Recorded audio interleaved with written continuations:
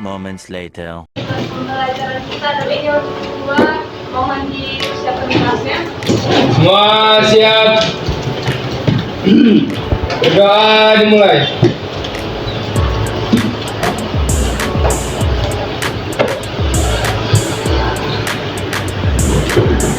Berdoa selesai.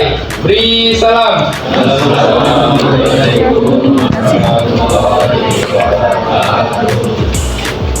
Nah, di sini ada yang nggak hadir?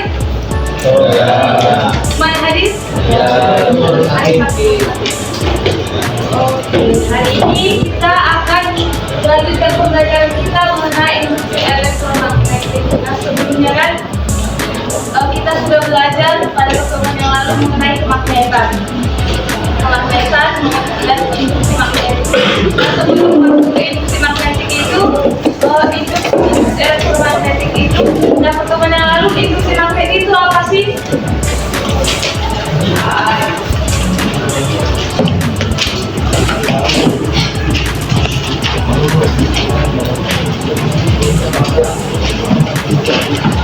Industri magnet.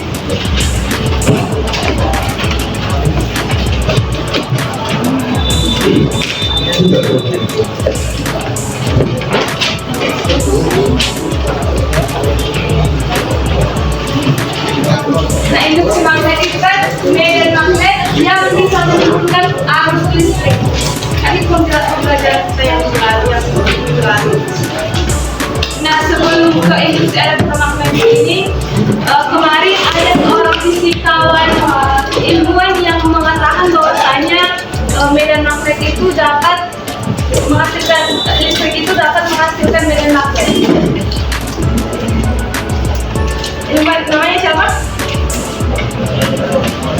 Nah, Christian Oster. Nah, pada bab industri elektromagnetik ini ada juga ilmuwan yang mengatakan sebaliknya bahwasanya medan magnet dapat menimbulkan arus listrik.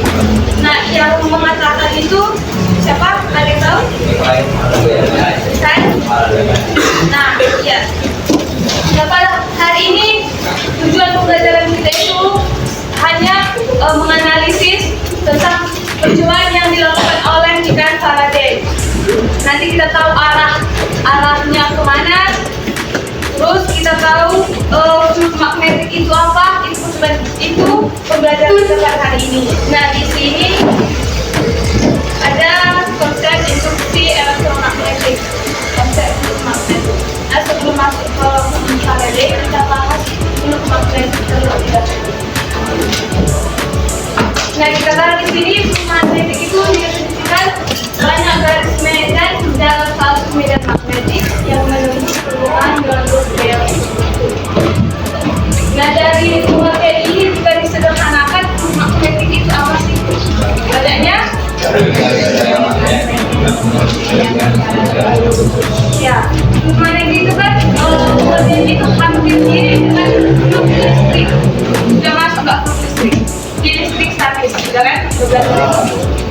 Nah, kalau flux listrik itu kan banyaknya garis-garis listrik yang menembus. Nah, bedanya itu kalau di sini itu garis medan magnet. Nah, kalau secara sistematisnya itu ada rumusnya, yaitu V sama dengan B kali A, atau V sama dengan B kali A kali cos delta. Nah, di ini flux magnetik itu disimbolkan dengan tanda ini. Oke, di sini ada industri magnetik, A di sini luas bidang, delta di sini sudut antara B dengan garis normal bidang. Sudut antara industri magnetik dengan garis normal bidang. Nah, kalau jika dilihat dari gambar, jika gambar itu kita lihat dari samping, saya di tengah. Ini B itu industri magnetik. Nah, kalau dilihat dari samping kan ini bidangnya. Ini bidang. Nanti bidangnya di sini. Nah, ini bidang. Mana sih datanya? Yaitu sudut antara industri magnet dengan garis normal bidang. Garis normal bidang itu selalu tegak lurus dengan bidang. Berarti tetanya itu di sini.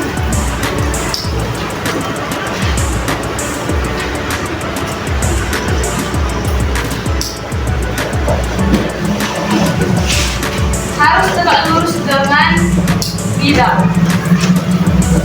Berarti nanti kalau ada soal yang ketuk di sini, theta yang dicari itu ada theta yang diketahui dan ada theta yang di sini. Theta yang antara induksi magnetik dengan normal bidang. Biar tidak salah. Nah, kalau untuk normal bidang itu supaya lebih paham lagi, coba kita umpamakan. Ini bidang. Nah, normal bidangnya itu arah ke kemana? Ke atas. Kan juga lurus sama bidang. Nah, jika ini bidang, normal bidangnya arahnya ke nah, sama juga seperti kalau di bidang pasti arahnya ke itu normal bidang. Dan jangan salah mengartikan bahwasanya banyak orang yang menyebut tetanya itu antara bidang dengan induksi magnetik. Nah, kalau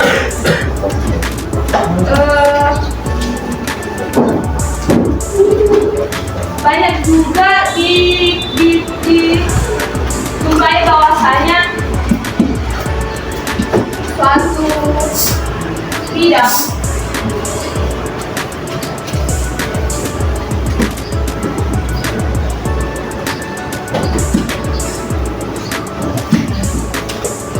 ini kalau tetanya sama dengan 0. Nah, kalau tetanya sama dengan 0, berarti garis normal bidang itu sejajar dengan induksi magnetik. Nah, kalau tetanya sama dengan 0, nanti induksi magnetik itu tidak lurus dengan bidang. Tidak lurus dengan bidang. Nah, banyak juga soal-soal yang mengatakan bahwasanya tidak diketahui sudutnya berapa. Kalau dibilang tidak lurus, berarti kalau dibilang bidangnya itu tidak lurus dengan induksi magnetik, berarti itu tetanya sama dengan 0. Jadi tidak usah kita cari. Nah, kalau dimasukin ke rumus bahwasanya sama dengan B kali A cos theta. Berarti ini kan cos theta kan cos 0 jadinya. Kamu sama dengan 0. Berarti rumusnya B kali A. Ini untuk rumus kalau dia itu langsung tegak lurus. Kalau kita sama dengan 0.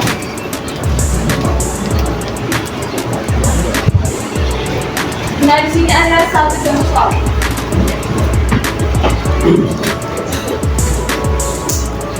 Langsung ke contoh soal aja. Coba ditulis satu-satu.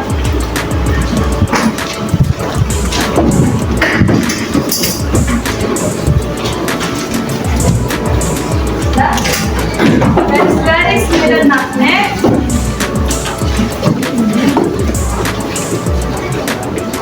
garis medan magnet sebesar 0,1 Tesla.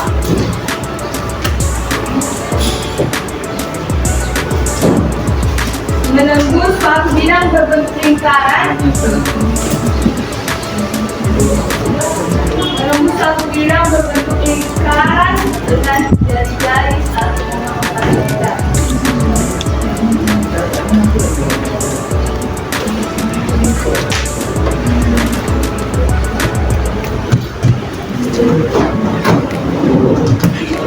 Dengan jari-jari 1,4 meter.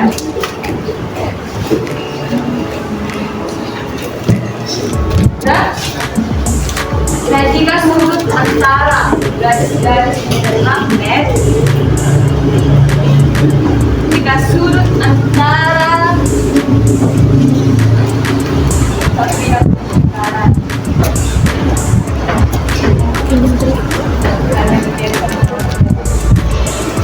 nah, jika sudut antara garis-garis medan magnet dengan permukaan bidang adalah 30 derajat,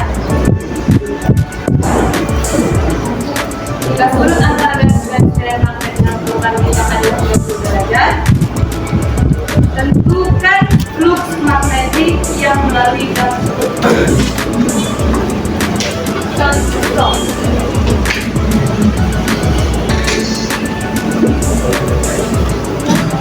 Nah, dari soal apa yang diketahui? Udah nggak? Udah belum? Dari soal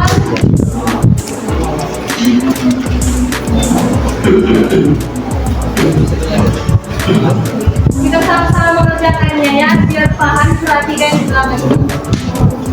Yang diketahui dari soal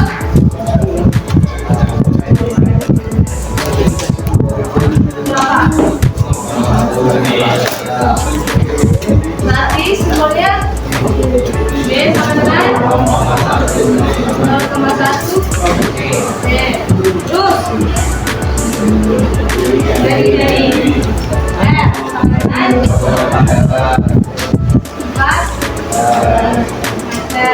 terus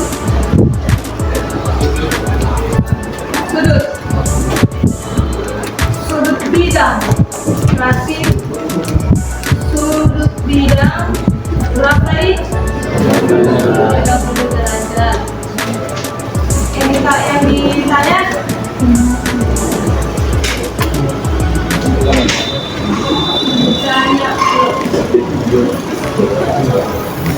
nah, sebelum kita mencari sini, kita gambarkan dulu. Umpamanya di sini B. Nah, sudut bidang apa adalah? Sudut bidang adalah 30 derajat. Masih sudut bidangnya itu di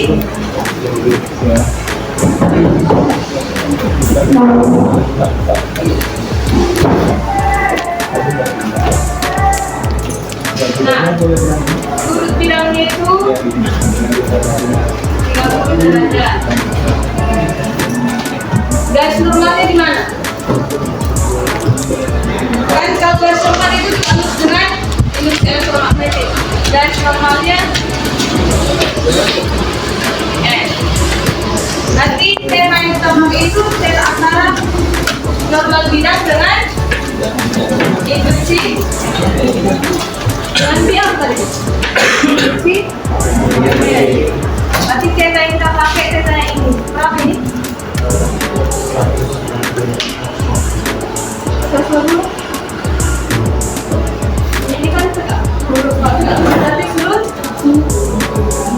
90 kurang 30. Tema yang kita pakai itu 60 derajat. Dan sebelum kita cari fluxnya, kita sederhanakan dulu F-nya.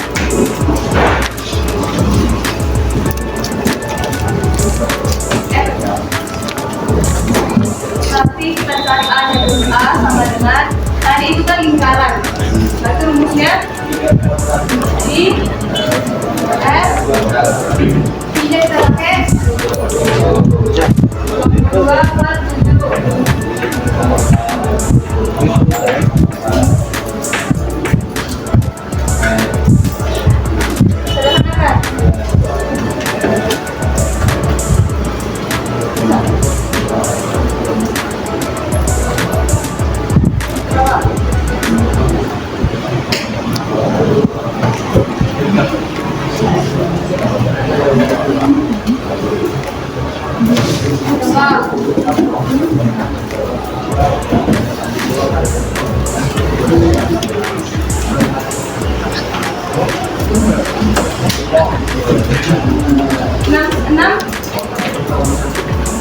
Enam koma satu kalian tahu nggak ini jalannya dari mana?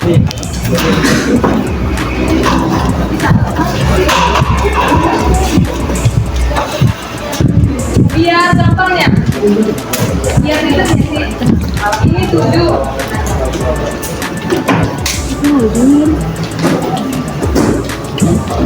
22/7 kali 1/4. Ini kan 1,4. Siapa yang nggak tahu matematikanya pakai jalan ini biar mudah. Kadang nggak tahu ikuti. 2 kalikan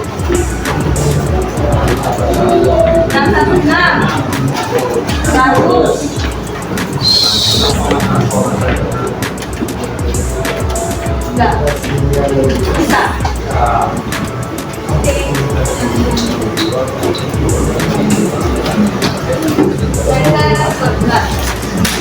Sekarang kita masuk ke nyari grupnya. Apa rumusnya tadi? Kali B-nya berapa? Kali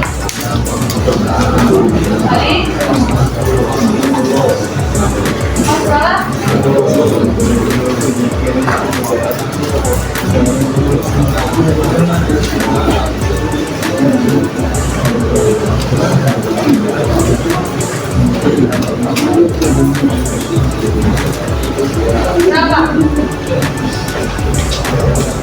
1,6 kali 1/2.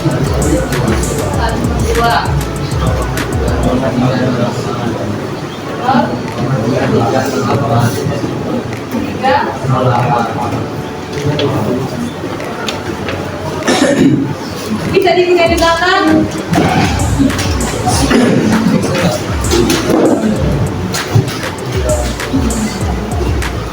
Gue nggak tahu gede.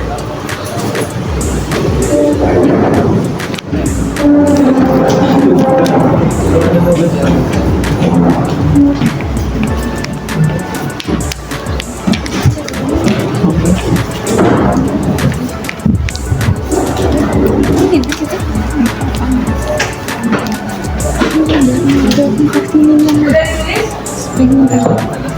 Kita masuk ke Faraday itu hukum yang dinyatakan oleh Faraday. Nah, di mana kan Faraday itu melakukan eksperimen. Eksperimen itu ada magnet, ada kumparan, ada alat pengukur listrik dan manometer. Nah, di sini dari 3 alat itu Faraday ingin mencari bahwasanya medan magnet itu dapat menimbulkan arus listrik.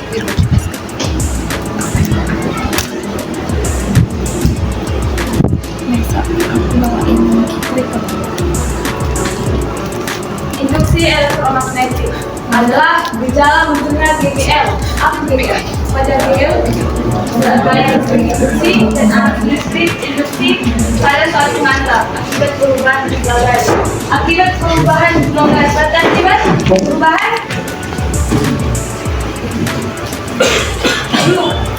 jumlah garis. Nah, akibat perubahan jumlah garis berarti kalau fluxnya berubah berarti terdapat arus listrik. Nah, terjadinya induksi elektromagnetik. Dilihat bukunya juga di kalau tentang buku Faraday 120. Nah, kan ada 3 gambar di situ, gambar A, B, dan C.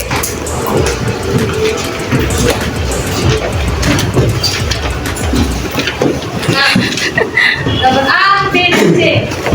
Ini di gambar A. Misalkan ini gambar A. Medan magnet sama kumparan. Nah, dikatakan di gambar A itu magnet patahnya tidak bergerak. Nah, magnet patah ini kan tidak bergerak. Nah, kalau dia itu tidak bergerak, berarti tidak ada arus listrik. Tapi besaran fluknya ada, fluk magnetiknya itu ada, tapi tidak berubah. Jumlah garis-garisnya itu ada, tapi tidak berubah. Bisa? Karena dia diam. Nah, apa yang bisa simpulkan itu? Itu di nomor B.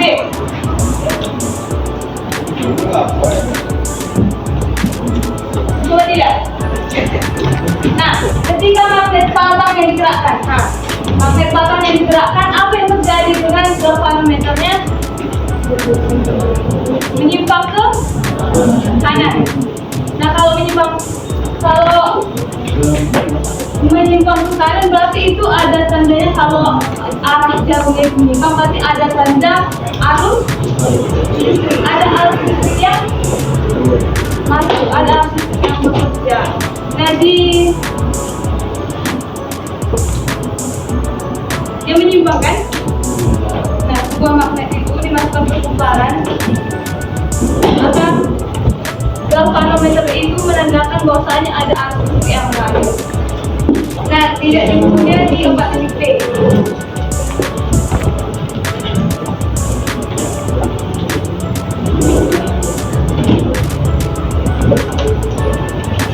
Nah, ketika magnet batang digerakkan mendekati kumparan, garis gaya magnet di sekitar kumparan itu makin banyak sehingga flux magnetik itu makin besar. Nah, tapi kalau di gambar yang kedua itu ada perubahan flux magnetik. Nah, kalau flux magnetiknya itu berubah, berarti adanya GGL induksi, gaya gerak listrik. Nah, coba lihat ini.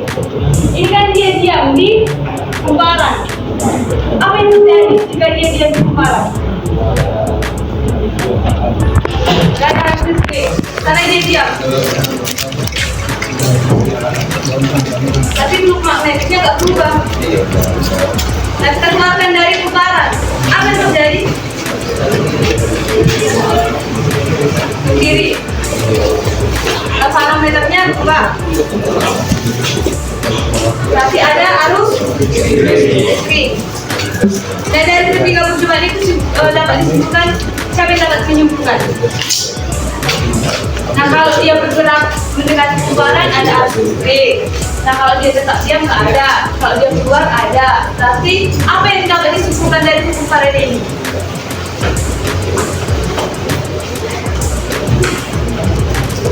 Apa?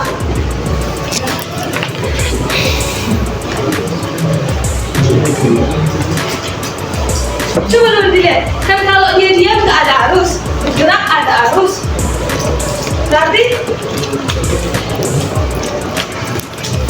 apa?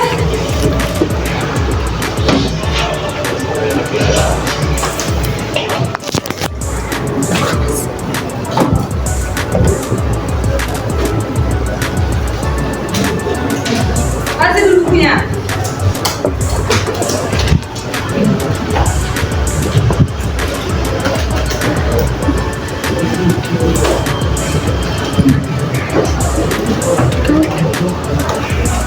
Dia pasti tahu.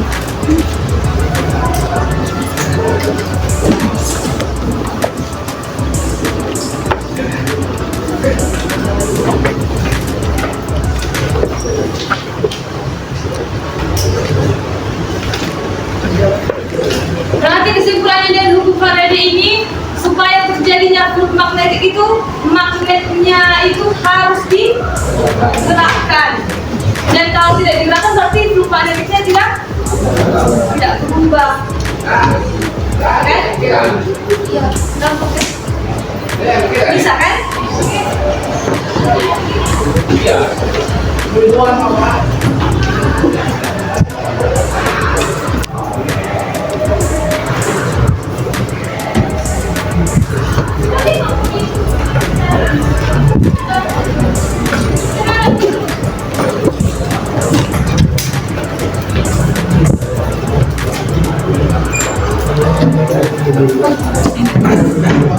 Nah, nanti kita bagi kelompok yang mau di sini. Nah, nanti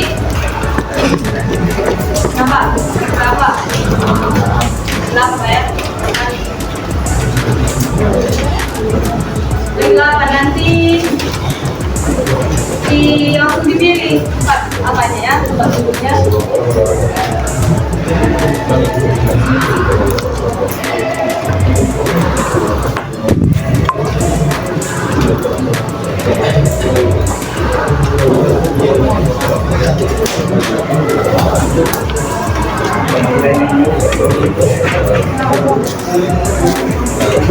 Delapan kelompok.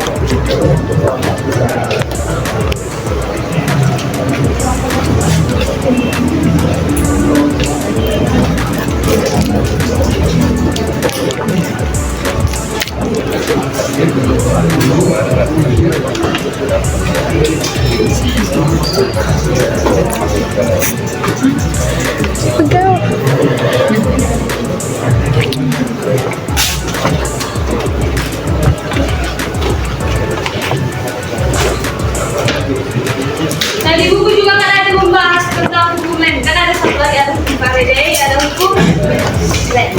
Dokumen itu telah setelah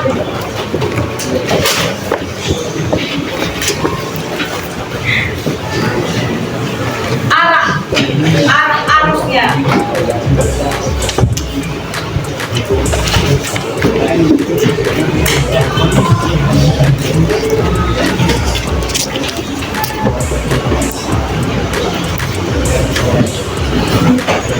Nah di sini, kalau di dokumen ini pasti berguna kaidah tangan kanan untuk menentukan arahnya itu kemana.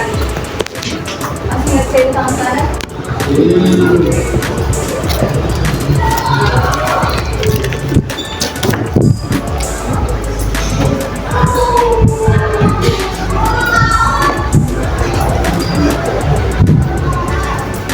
Nah kembali ke dalam buku ini ada NKPD yang mengarah ke menganalisis, ini NKPD yang mudah yang mengarah ke menganalisis. Jadi dibentuk kelompoknya langsung kelompok. Coba dulu.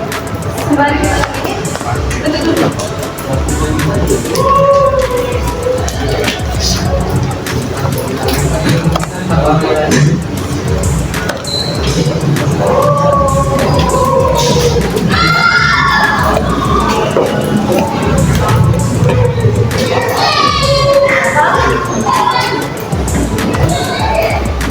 Ya udah, kalau gitu dibagi 7 kelompok.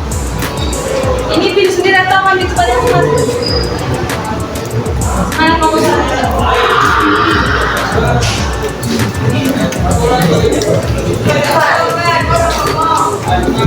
dibagi ke 7 kelompok.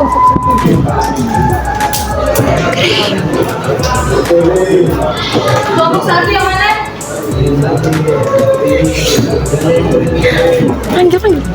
Kelompok 1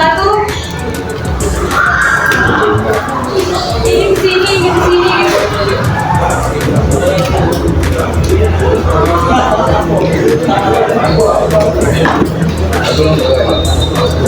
Kalau 2 orang berarti satu kelompok berapa?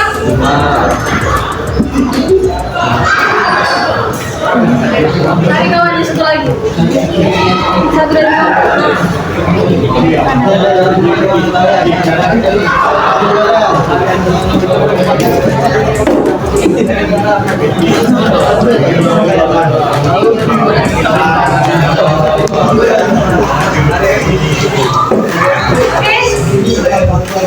kan? Nanti sebelum itu kita lanjut ini dulu. Bagaimana sih cara menyembuhkan bengkel induksi itu? Nah, ini dibuka. Ini cara menyembuhkan bengkel induksi yang pertama digerakkan seperti dan kumparan.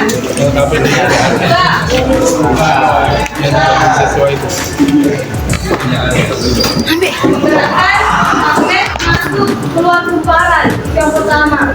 Yang kedua, memutar magnet di depan kumparan.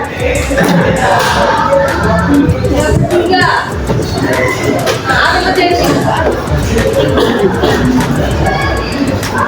Apa yang terjadi di sini?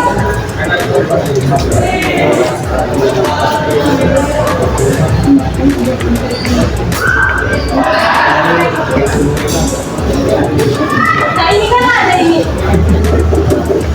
kan terputus, arusnya kan terputus. Nah kalau arusnya dibuat kembali berarti ada itulah.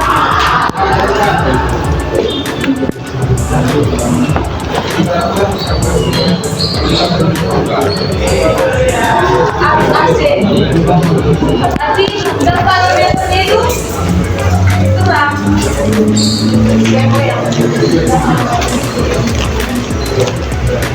Alihkan arus listrik bolak-balik pada kumparan itu ataupun didekatkan maka terdapat kumparan dalam kumparan. Nah ini tadi arah arus listrik induksi. Hubung bang tadi arah arus listrik led.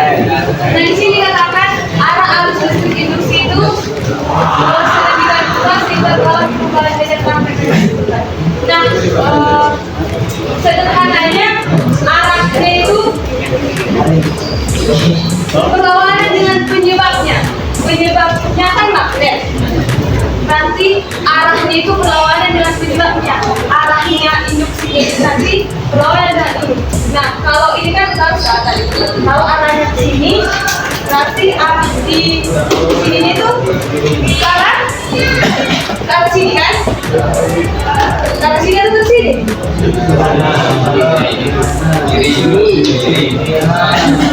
Kiri kanan, kiri. Kalau dia ke sini, ini ke sini. Kan berlawanan dengan penyebabnya. Kanan. Nah, kalau dia ke sana, arahnya tuh.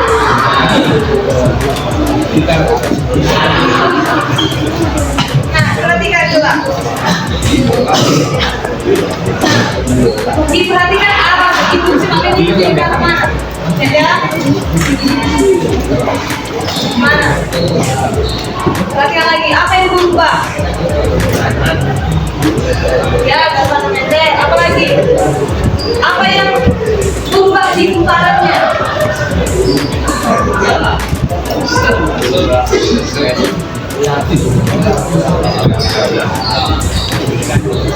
Kenapa bisa galvanometernya mengarah ke kanan? Karena berarti kalau ada arus yang mengalir tadi apa yang berubah? Ya, galvanometer. Kalau ada arus yang tadi itu butuh Faraday, berarti flux magnetnya berubah. Intinya itu kalau diukur Faraday itu adanya arus itu karena flux magnetiknya mengalami perubahan. Nah, di sini kan belum pegang kaidah standar. Ya. Kan kayak gini, arahnya kan ke sana. Artinya Tapi masih 33 menit. Mulainya tadi lama.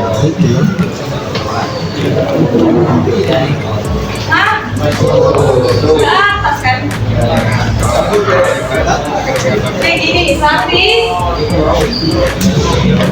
arah induksi magnetiknya ke induksi magnetiknya, berarti B-nya ke atas. Lihat gambarnya. Nah, ke atas kan? Ya kan? PP di tangan kanan, berarti dia ke atas.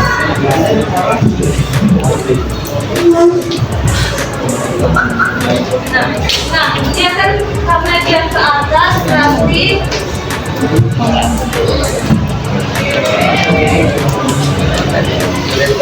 ini ke atas.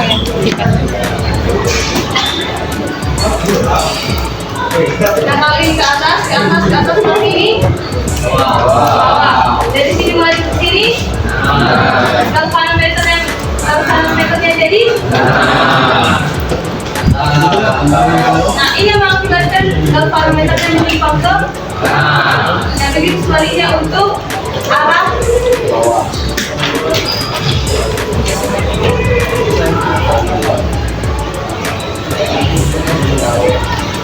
dan juga putarannya mendekati kumparan, sama seperti yang lain.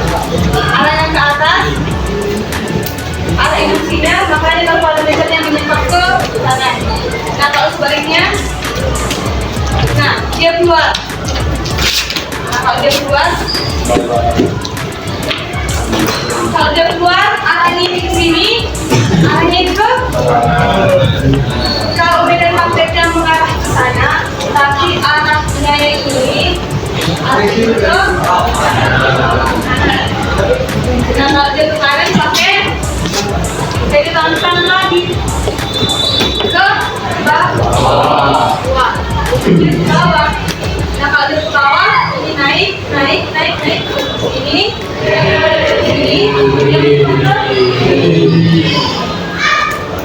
Dah.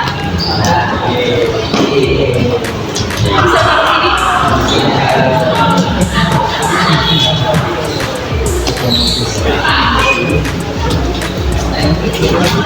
Nah, dari percobaan ini apa yang dapat disimpulkan? Tadi kan enggak. Dari percobaan Faraday, Hawking sama magnetik itu apa yang dapat disimpulkan? Apa yang dapat disimpulkan dari sini? Bahwasanya Buat, ulang. Buat ke sana. Dengar kayak di belakang. Dari magnet bisa menghasilkan. Terus.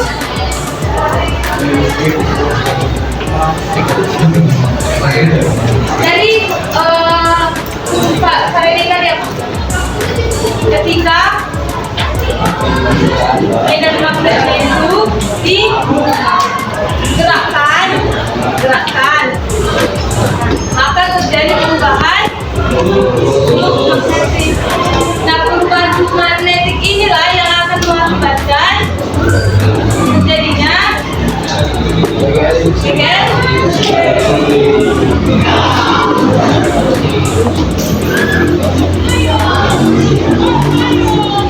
nah, untuk LKPD-nya itu tetap dikerjakan ya, kan nanti masih kita juga.